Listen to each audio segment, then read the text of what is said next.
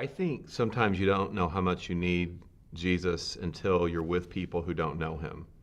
And so I think what happens is suddenly you get around these other people and your problems and your excuses of why you can't walk with God consistently and why you're not obeying and suddenly go out the door because you see people, quote unquote, with real problems, right?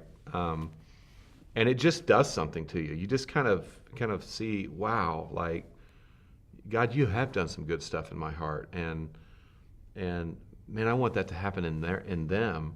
So that's kind of on one side, and on the other side, when you're kind of extending yourself out, and you have real relationships with non-Christians, and you're really engaging maybe some of the poor of your city, you have a real tangible sense that if God doesn't show up, you're in trouble.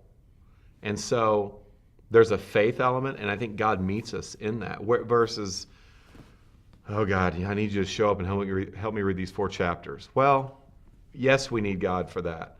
But sometimes we can do that stuff without God. When you really put yourself out there with people, you're very vulnerable, and God has to show up.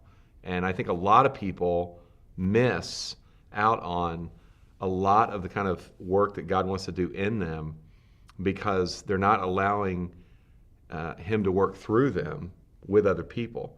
They're just, by themselves or with other Christians. I mean, I'm shocked by how many people come to our church, and I start asking them, these are Christians that come, they're in like 2 or 3 Bible studies. I'm like, what? Like, when do you possibly have time to meet your neighbors? And when do you possibly have time to serve if you're always in a Bible study? I mean, it doesn't make any sense to me. Like, I don't get that. And most of those people, I think, hit cap, in their sanctification because it's all inward. It's about them. It's about information. And there's just something about being around broken people that helps you meet God.